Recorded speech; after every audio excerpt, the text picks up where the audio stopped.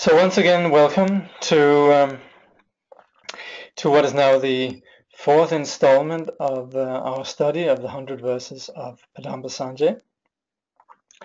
And I think you'll probably receive some notification that we're going to be extending this beyond the original last day, which would have been the 19th of November. So we're extending it to and including the 6th. So you should receive some mail about this. All right.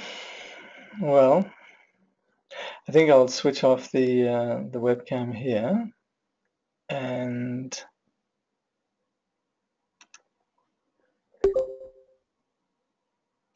then we'll proceed with the text itself.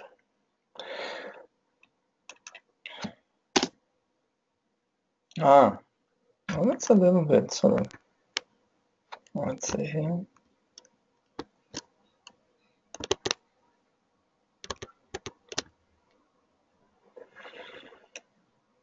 So this is Tingri, once again, revisiting Tingri.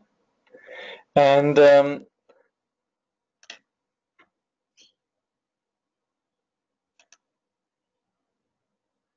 one thing that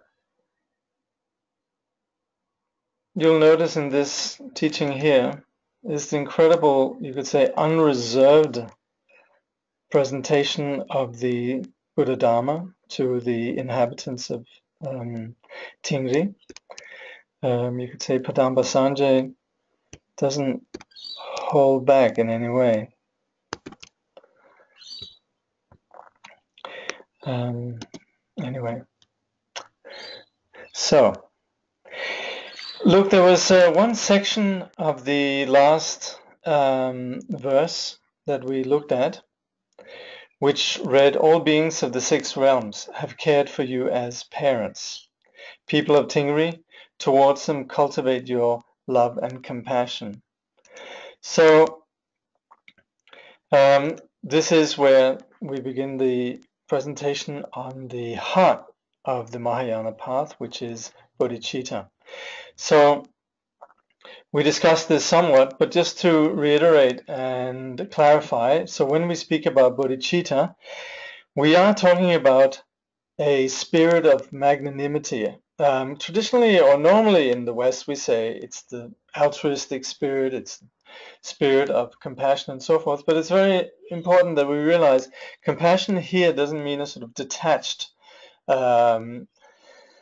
hierarchical way of engaging with others. It's this complete unreservedness that is imbued with love, and not just the attached kind of love, but really greatness. And in this sense, I think bodhicitta could also be referred to as magnanimity. It's just greatness, great enlightened heart. So this has 2 aspects, relative and absolute. And relative is what we could say the benefiting of others in an ordinary way, and it accommodates this dualistic vision of self and other, so it's basic to our relative outlook. And then there's absolute non-dual bodhicitta, which benefits vastly in that it doesn't really have, you could say, that intention, that thought of self and other. So this is you could say, essential aspect of bodhicitta, that ultimately it doesn't have this dividing self and other, it's beyond that, and yet no longer being caught up in the insecurity and narrowness of clinging to a self. It vastly extends itself, like the Vijayadhara Chögyam Trungpa Rinpoche would say, it's like a radiator, what's it called? It's like warmth without a central radiator, something like that. And so we say that it's like the sun that shines without partiality. And we define then bodhicitta as this wish to establish all beings in enlightenment. If you look in the way of the Bodhisattva, this is how Shantideva defines it. When we talk about relative bodhicitta, This, like I said, accommodates our duality and our establishing of self and other. So that's where we generate this kind heart, love, compassion, and the four boundless. Kindness, wishing others to be free from suffering. Wishing others to be happy. Compassion, wishing others to be free from suffering. Joy, that rejoices in others' happiness. And equanimity, this kindness and compassion extending equally to all sentient beings. Whereas then absolute bodhicitta is, as I was saying, the relinquishing of the fixation on self and other.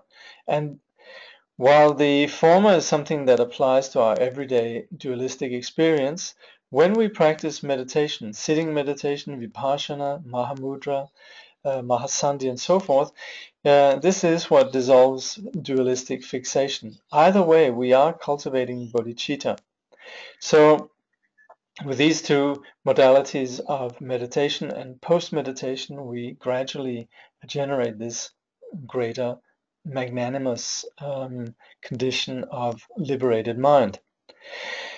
So when we talk about absolute bodhicitta, we say that a fully realized Buddha is not bound by the thought of self and other or the notion that I must help so-and-so. Rather, a Buddha's activity is spontaneous, pervasive, and like the sun shines impartially everywhere, this Buddha benefits others without the dualistic notion of I am benefiting.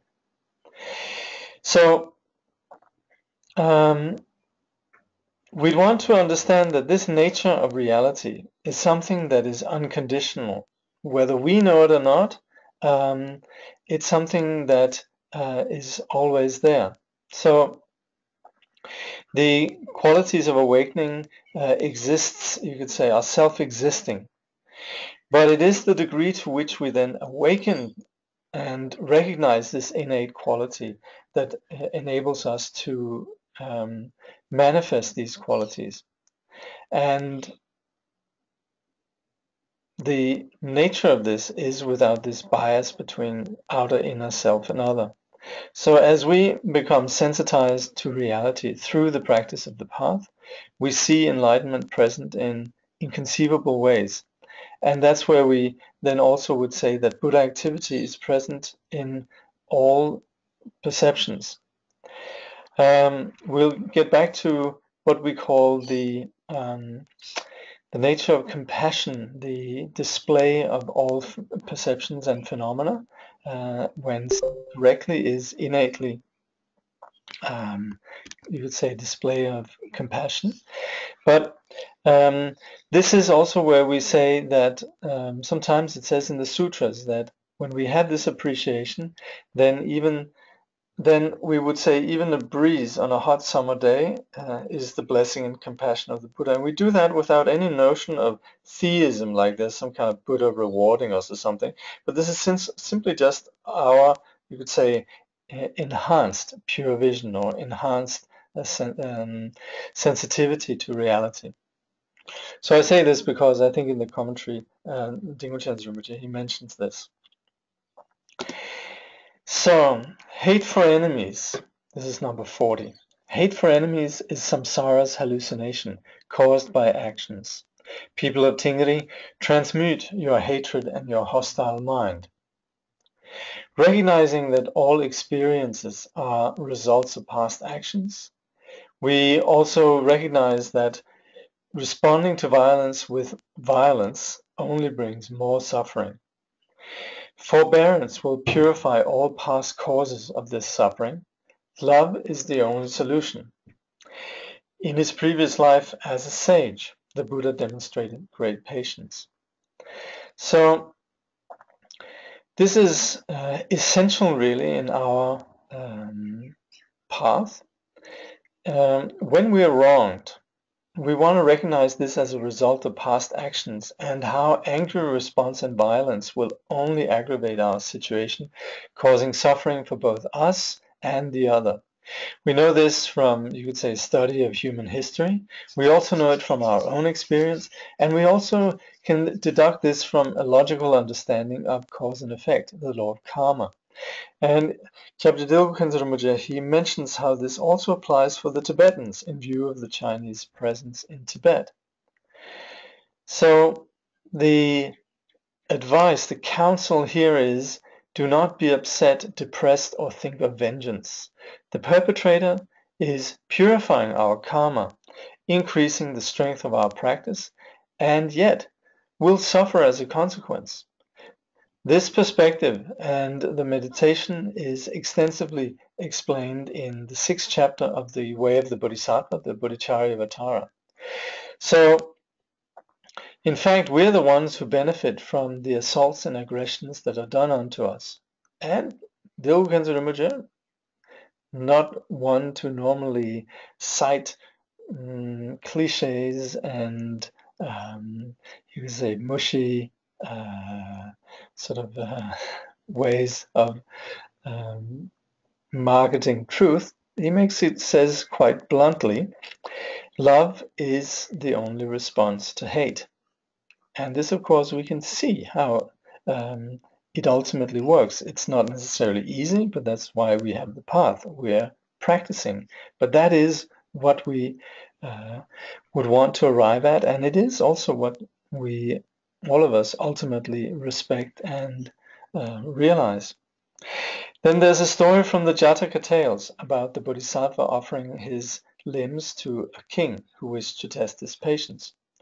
So even though the Bodhisattva was having his limbs cut off, all the Bodhisattva was thinking of was how he could ultimately benefit the king that was perpetrating this. So, just one thing though, when we read the Jataka tales, we come across a lot of things which you could say provide some cultural awkwardness. You know, we very often have sort of reaction like, well, I don't know, but as if anybody actually assumes there's some historicity to it. I don't think Tibetans are sort of more or less you could say committed to the veracity or historicity of the Jataka tales, but the points, that's so obvious. So that's what we want to appreciate. So we should really actually just think, wow, am I ever fortunate to come across tales like this Jataka tale? And the point is only so obvious. Number 41, prostration and circumambulation purify obscuration of the body. People of Tingri, abandon all your worldly physical work. So, while not avoiding the world, we should recognize how ordinary pursuits ultimately are futile and how Dharma is essential. So, whatever we do, however brilliant we are, however hard and successful we work, none of these efforts are ever actually going to hit the point of real happiness or ultimate meaning. Yet wisdom and dedication to the Dharma achieves that.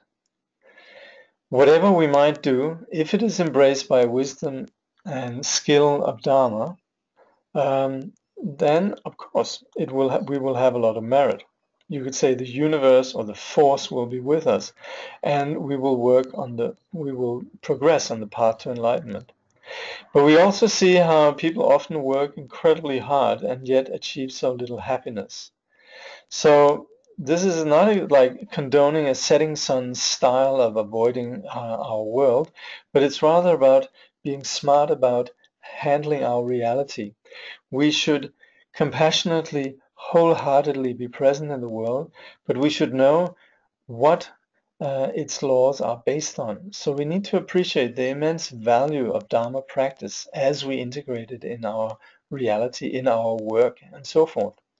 So this is a fine balance. It requires, you could say, being sensitive and aware of our own mind, our own attitudes, and having a sense of appreciating our own being. And this needs to come through practice. So this, of course, sometimes when modern people come across these kind of statements, it creates a lot of confusion. So we have to be really clear exactly on how to understand and how to apply this point, because it stands. It's not as if we say, oh, this is a particularly 10th or 11th century point of view embedded in Tibetan culture. No, the exactly same, you could say, vision applies in any of us who might be yogis that integrate within the world. This applies, you could say, possibly even more when it is that we're integrating. Recitation and taking refuge purify obscuration of the speech. People of Tingri, abandon all your ordinary conversation. And somewhat the same thing applies here. We drain our energy with meaningless discussions and gossip. We should recognize how speech affects us. We can benefit others with what we say. Kyabje Dilgo father, a great master who lived his last years in the United States,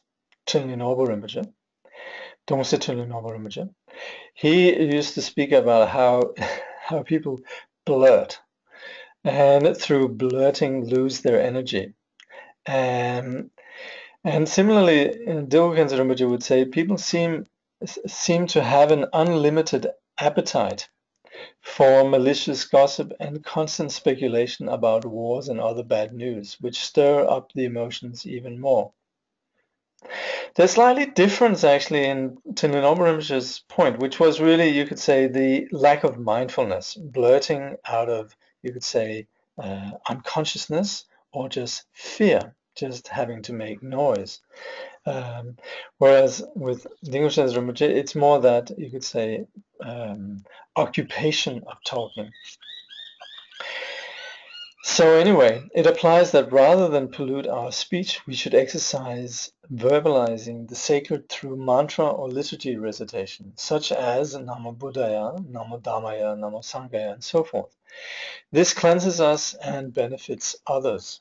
We can whisper mantras to animals, or animals who have passed away, or to the deceased. And we can also recite mantras to others who might not have any negative judgment. And you could say to people who then operate in a different way, we can speak of Dharma based on reasoning, simply discussing the Dharma, applying rationality and so forth, establishing a common ground and presenting the Dharma.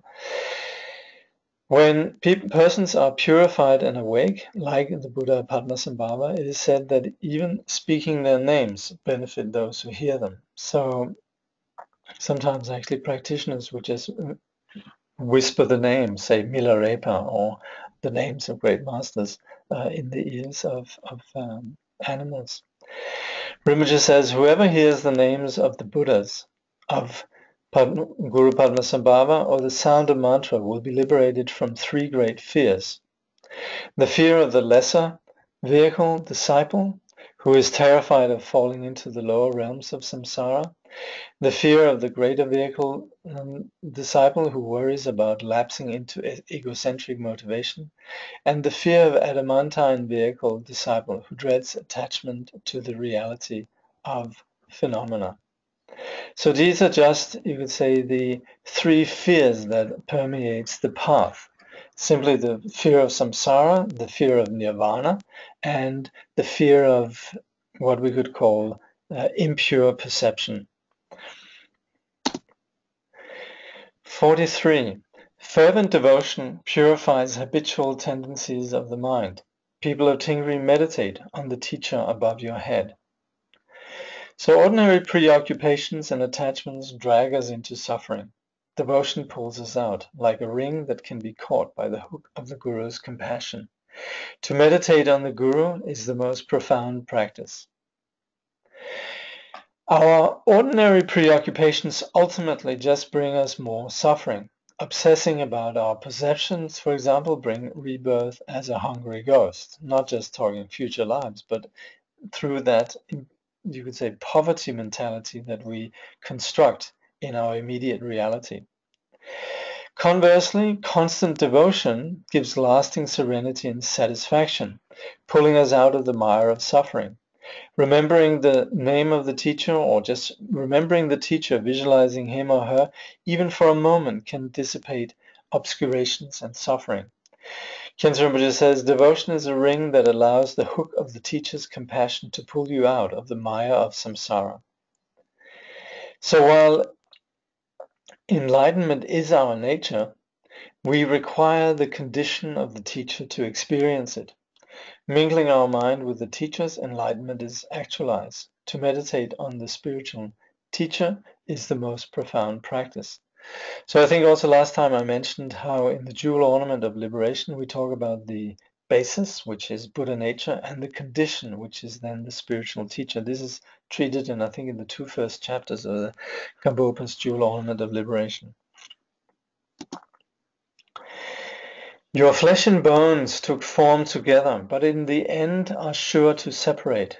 People of Tingri, do not believe that you will live forever. No need to be attached to this body, which is destined to disintegrate. We should make it a vehicle for the path of enlightenment. Do not waste its potential. So, our body will disintegrate and be disposed of. But if we make use of it, then it's something immensely valuable, and it serves as a vehicle that we can benefit as much as we can. And it enables us in this life then to practice the path. And our objective then with this life is that we could progress on the path as far as possible. The point is that having this opportunity, that we don't waste the potential of it. So do not use this body meaninglessly. That's the point.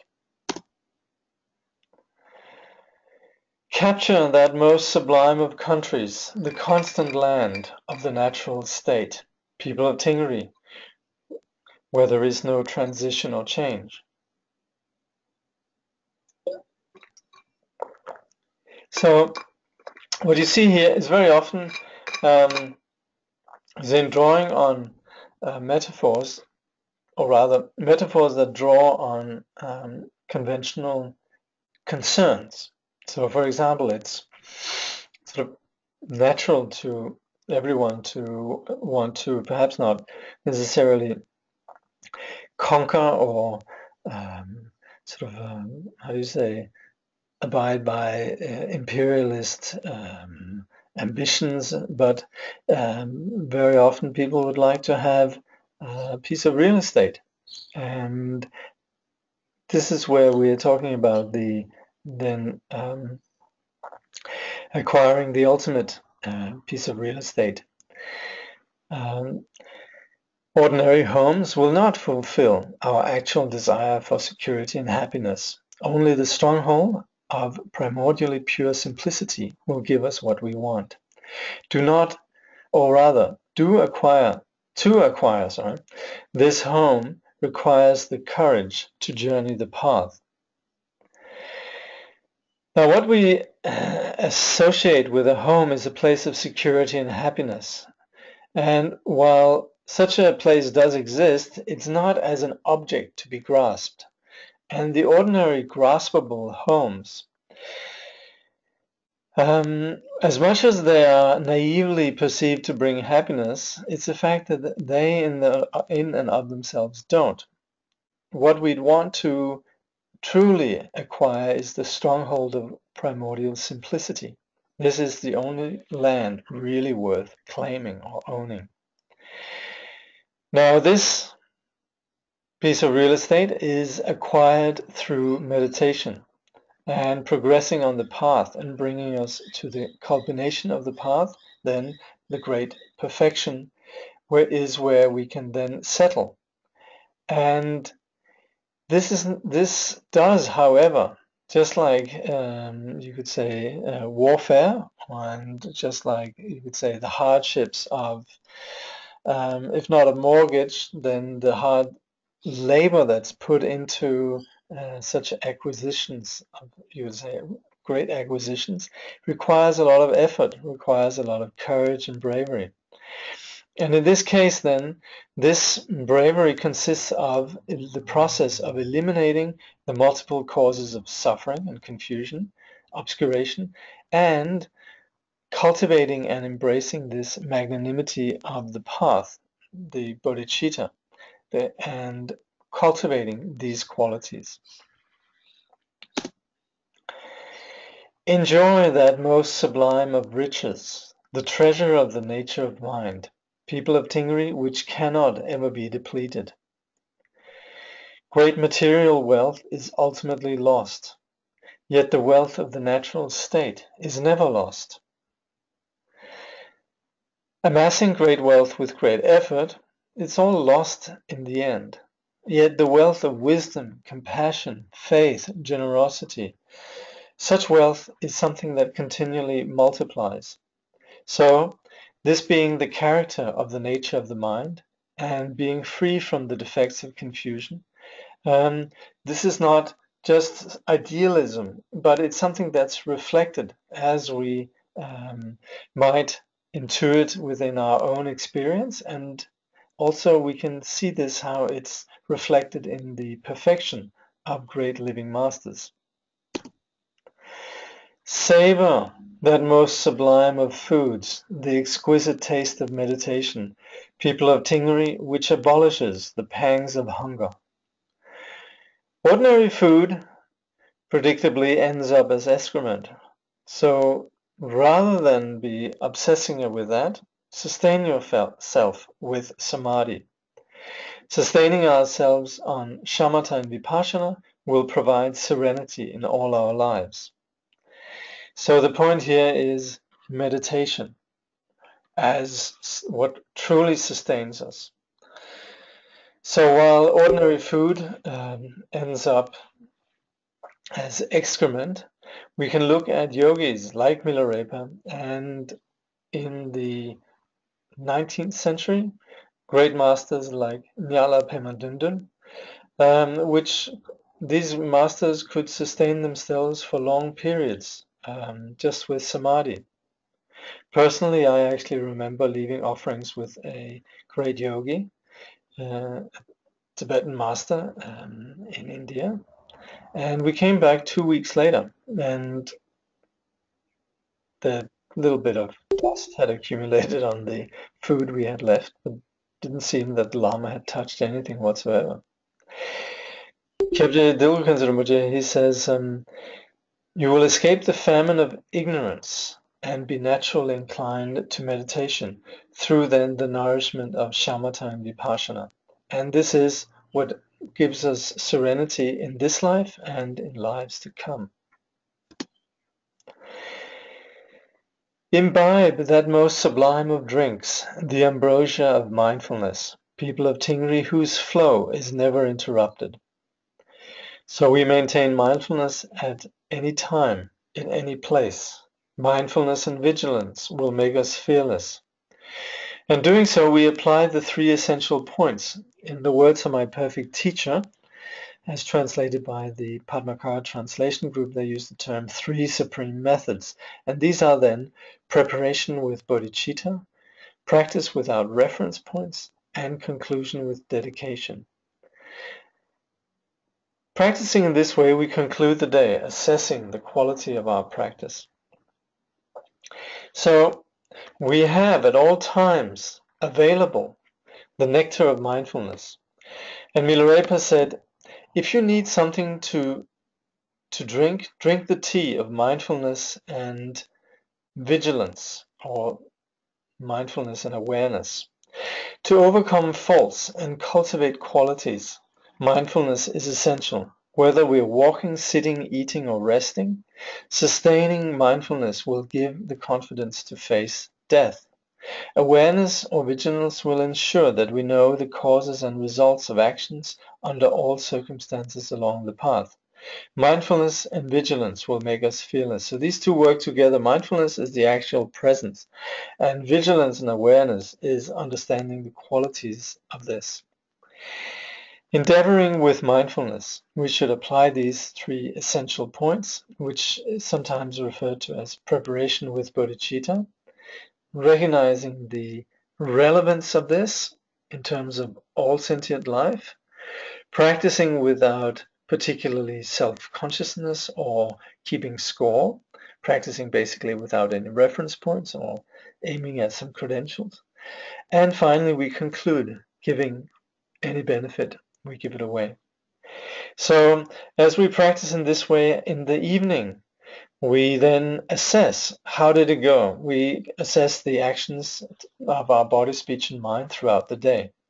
And when there are shortcomings in our practice, we need to address this. And Kyabje Dilgo Khyentse here then in the commentary explains how to acknowledge shortcomings and how to dedicate the merit of virtues.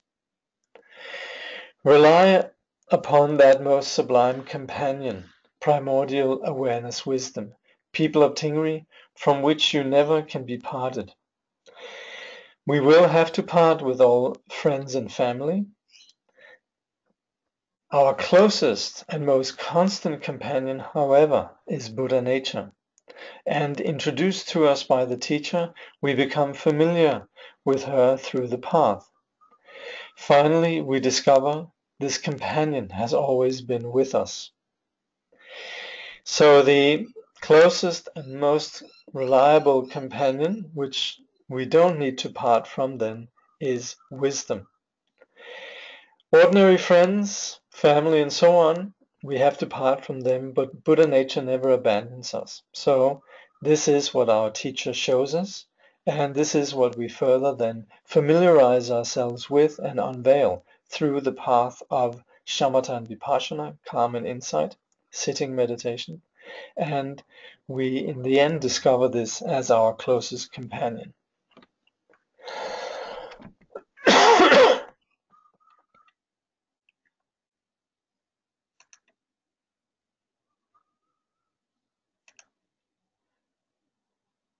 So I'm just going to keep going.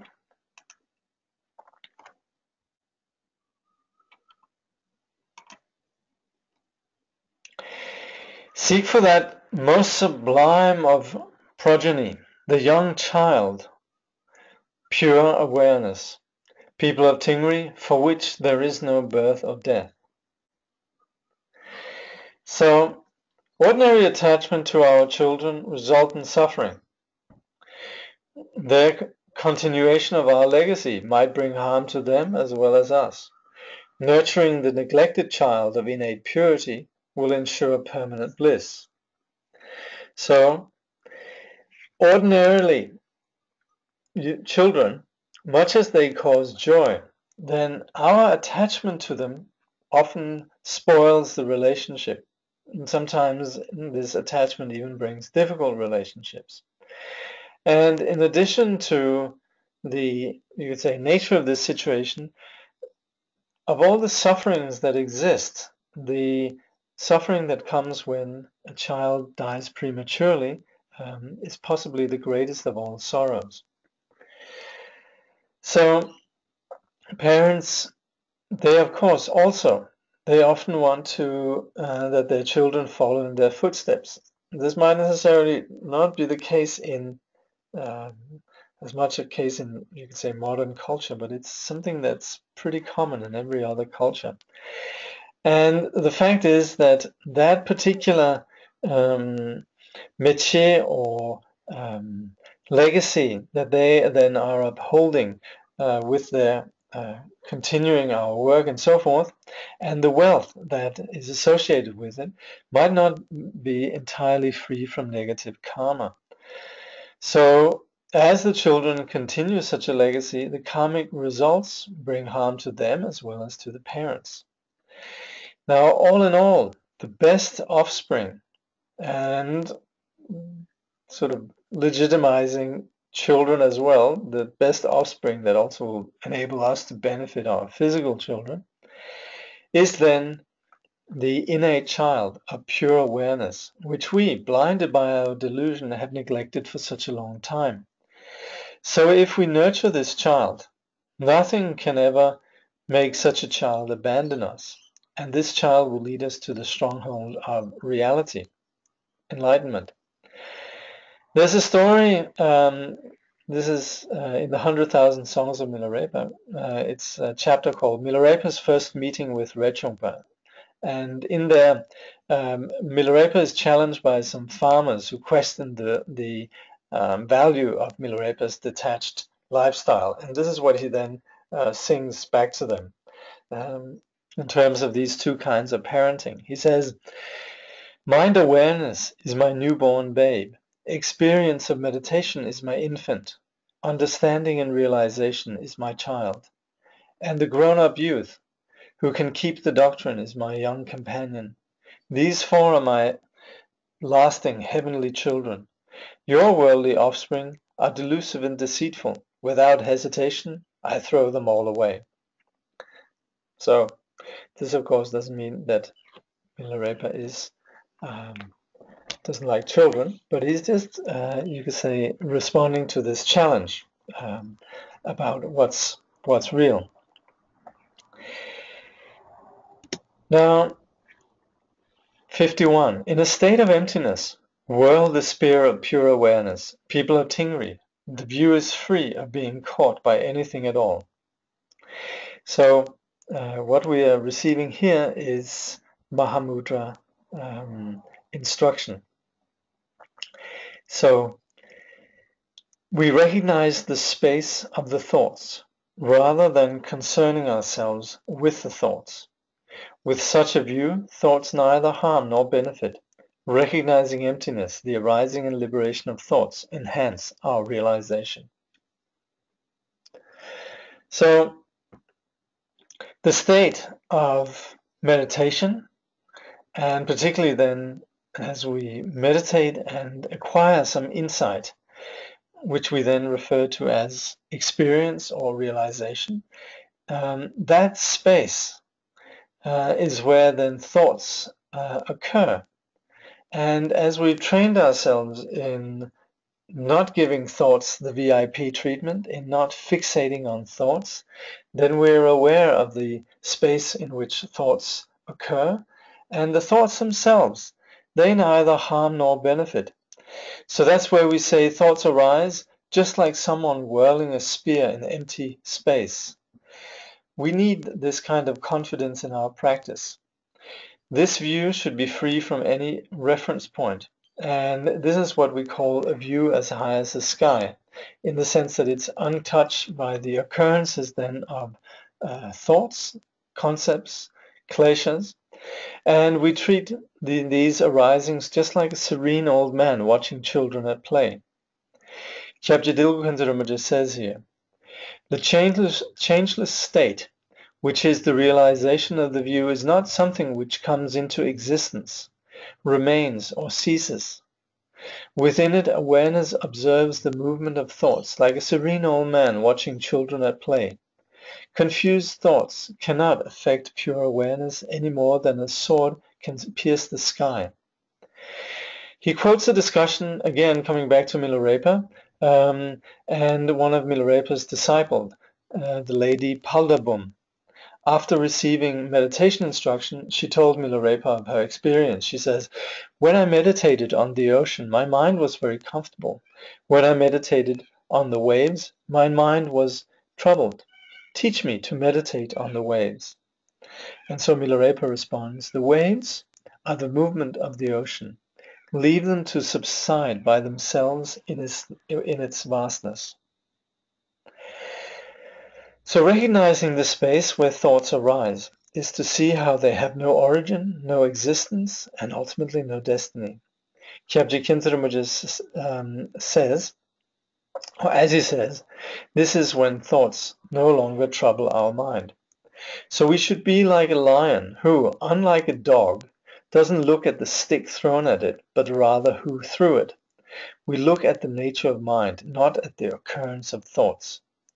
Now, if we don't do this, one thought will lead to another, and in no time, we will be swamped by thoughts, losing awareness. We lose the plot, which means we're drowning in samsara.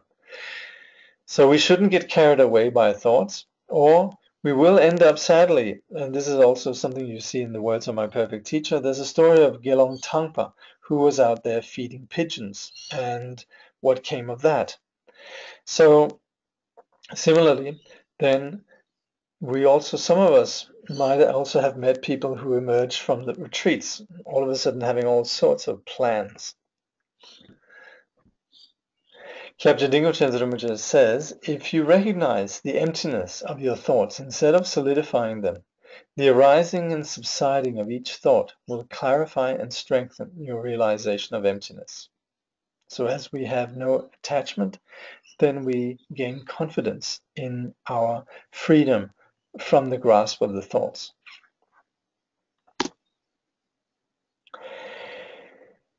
In a state without thoughts, without distraction, abandon the watcher, people of Tingri. The meditation is free of any torpor or excitement. So in pure awareness, there is simplicity. There is no need for stopping thoughts or perceptions of outer objects. Meditation is fearless, with no need to block anything. In that fresh, present state of naked awareness, not entangled in phenomena, there is a basic primordial simplicity. And here no heavy-handed awareness is required. Dilgo Khyentse quotes, Buddhahood is the natural simplicity of the mind. With such recognition, there is inner freedom without fear that meditation can be spoiled, either by inner thoughts or outer perceptions. 53. In a state of natural spontaneity, train in being free of any holding back. People of Tingri, in the action there is nothing to abandon or adopt. So we don't need to, as meditators, be present in situations in a kind of half-hearted or divided manner. There's no need for us to hold back. It doesn't mean that we should just be mindlessly carried away, but it means that we engage fully with awareness of phenomena as were they a dream. If we have happiness, we remain without attachment. If we're ill or struck by misfortune, we don't sink into despair. Kyabje Dilgo Khyentse says, rekindle your compassion by wishing that through your own suffering, the sufferings of all beings might be exhausted. Whatever the circumstances, do not get elated or depressed, but remain free and at ease in imperturbable serenity. And in that vein also, I thought of a similarly also instruction from Paltro Rinpoche. This is this being, you could say, within the scope of Mahamudra practice. I thought it would be all right to also mention this pith instruction from Paltro Rinpoche. He says, when it happens that you are sick and suffer, have been robbed or stolen from, scolded, defamed, or physically abused, have misfortune or are starving, don't let your head hang low. Don't let your complexion pale or tears drop, but remain happy, smiling, and in good spirits.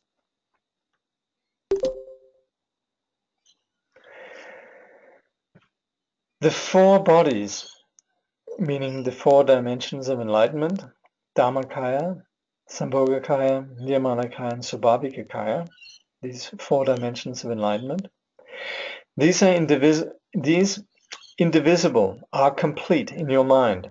People of Tingri, the fruit is beyond all hope and doubt. All the dimensions and wisdom of enlightenment are spontaneously present. We need to have a steady practice, not merely practicing sporadically. Regular practice will bring us realization. So Padampa Sangyé and Kyabje Dilgo Khyentse here inform us that Buddhahood is not somewhere else or in the future. Vajrayana teaches us that our innate awareness possesses all the kayas and jhanas, meaning all the dimensions or bodies, and all the wisdoms of awakening. As such, emptiness is the Dharmakaya. The cognitive quality is Sambhogakaya. The Nirmanakaya is the infinity of manifestation within that condition. The unity of all these is the Svabhavika Kaya. These four kayas are not elsewhere than in the space that we have just been describing in the former verses. So within this simplicity, all these, you could say, dimensions and wisdoms are spontaneously present. Now, it's natural that we doubt our meditation, and not having any peace, we then meditate sporadically, and then we cling to, when we have experiences of calm, we're discouraged by experiences of having lots of thoughts, and that's not the way to go about it.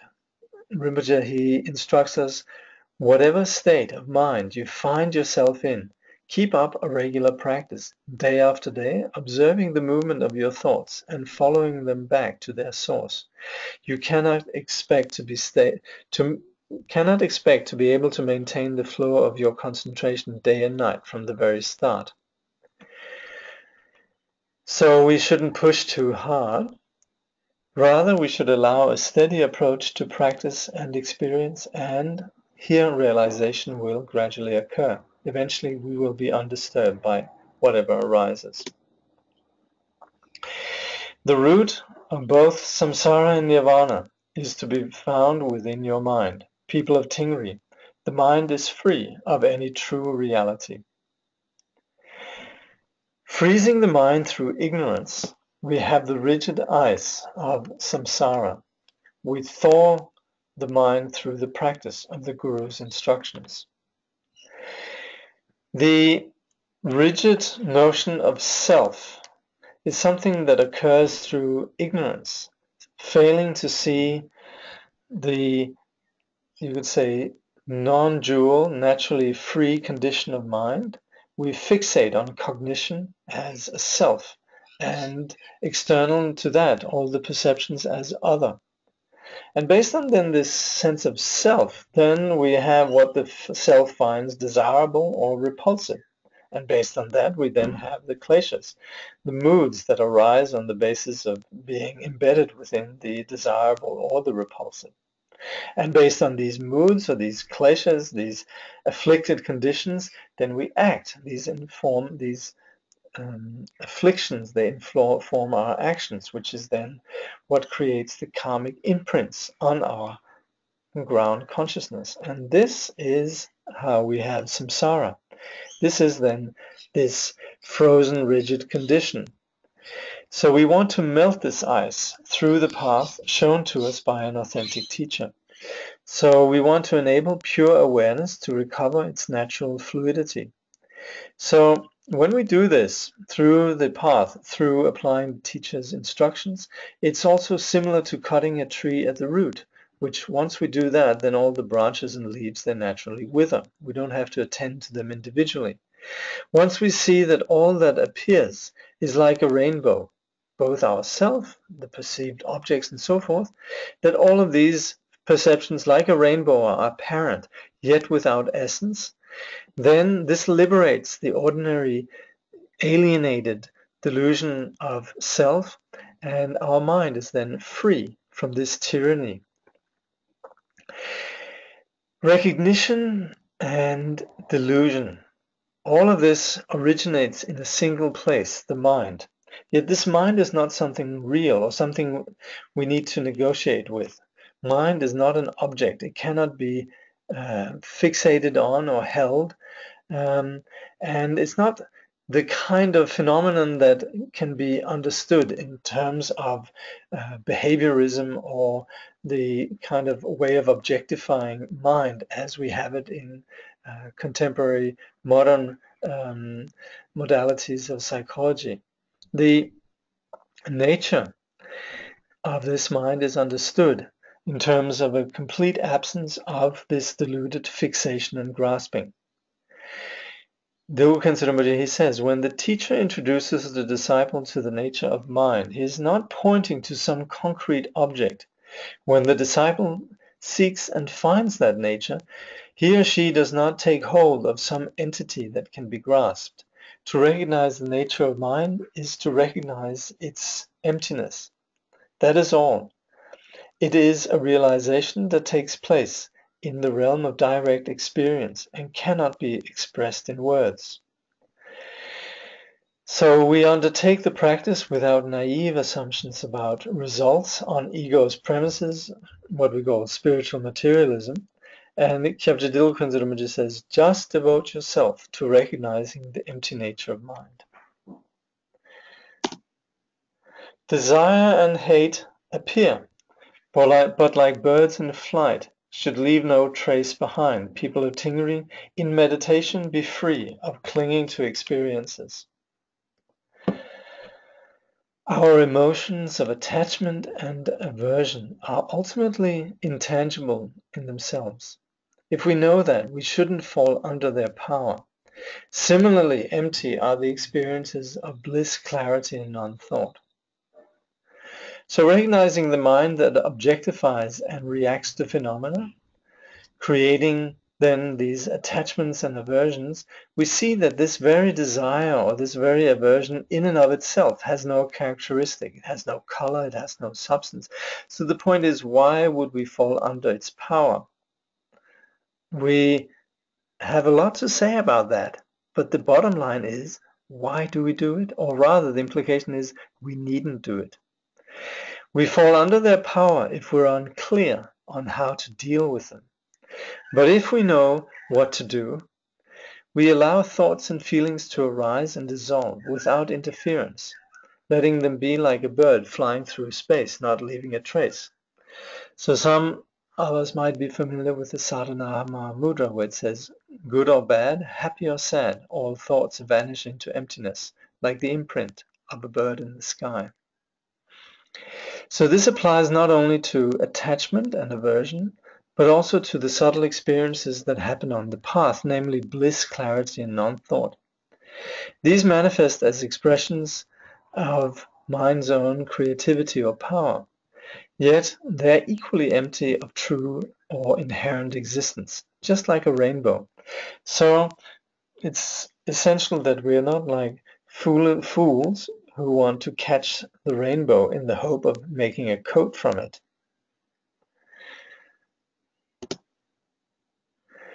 The unborn absolute body is like the very heart of the sun. People of Tingri, there is no waxing or waning of its radiant clarity. The Dharmakaya is empty, yet naturally replete with the qualities of enlightenment. In the recognition of this nature, there is no waxing or waning as the light of the sun. The Dharmakaya, the realization of the nature of reality, is not something that can be objectified, as we saw before. It's empty of anything that can be objectified. Yet, this does not imply a solid blank nothingness that blocks all life and manifestation. This is merely a vivid experience of non-dual awakening in which the unceasing dimensions and wisdoms of enlightenment continually are spontaneously present. The recognition of this nature is like a sun that penetrates the darkness of confusion. With this luminosity, no confusion remains. With this clarity, with this ongoing experience of perfect non-dual presence, then the clarity of the Dharmakaya is not something that comes and goes, waxes or wanes. It's not something where I'm having a good Dharmakaya today, or it's a bad Dharmakaya. This is something which is like the sun in its unchanging brilliance. Thoughts come and go like a thief in an empty house. People of Tingri, in fact, there is nothing to be gained or lost. We attribute solidity to thoughts through our fixation, yet there is nothing true about thoughts. Thoughts are like thieves in an empty house. They neither benefit nor harm. So this is again the scope of a practitioner that has this confidence. But it also obviously applies to any kind of sitting meditation and any kind of meditation at all. Our mistake lies in consolidating our deluded fixation through tagging along with and being entangled with our thoughts. This leads to kleshas, karmic patterning. But we need to not do that, and rather then recognizing that these thoughts are like thieves that enter into an empty house, that there's actually nothing for these thoughts, that there's nothing that they can, no way that they can harm us. And thoughts don't have inherent existence in and of themselves, and ultimately there's nothing they can do. So when we realize this, we have no worry about thoughts. They're harmless. They don't leave any karmic traces. So this is where we then have no hope and fear about positive and negative thoughts. Sensations leave no imprints, like drawings made on water. People of Tingri don't perpetuate deluded appearances. Driven by like and dislike, we cling to or reject things. Yet these sensations of like and dislike are based on fleeting body-mind conditions. We should let these experiences go, like drawing on water. Thing is that we're driven by attachment to pleasure, and we do that on the basis of our mind or our body. And similarly, we have aversion to discomfort, also equally on the basis of our mind and body. So we actively cling to some experiences and we avoid others accordingly. Yet, in that these are then conditions, these are conditions then by a very fleeting foundation of this body-mind phenomena, we shouldn't let ourselves be superficially caught by these sensations. We should just let them go and let them dissolve, just like drawing on water.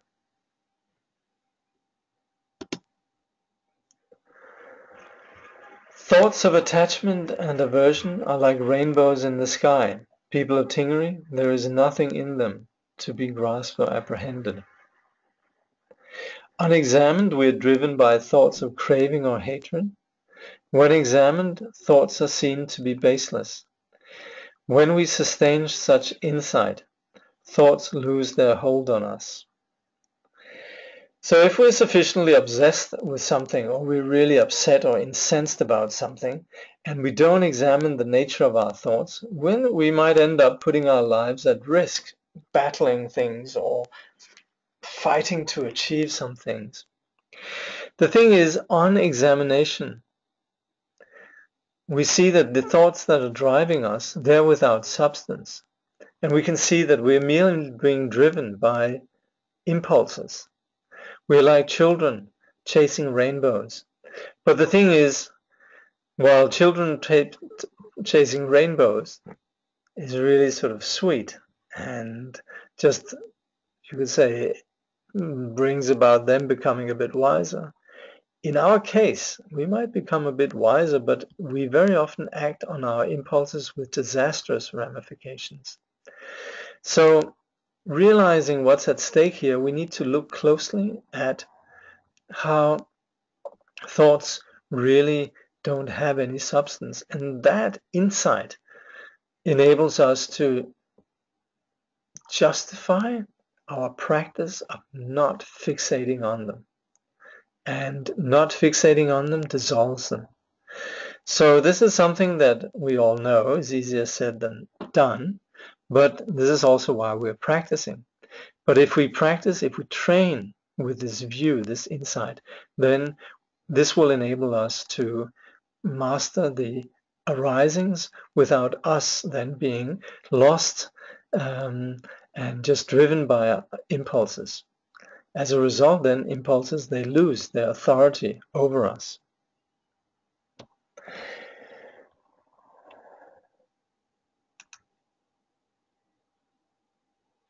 So no questions? Well, that's good, I guess. No doubts. So we're just around the time of 60 minutes, so I guess I'll just end here. So once again, Thank you for coming. And so thank you for joining us here in this study.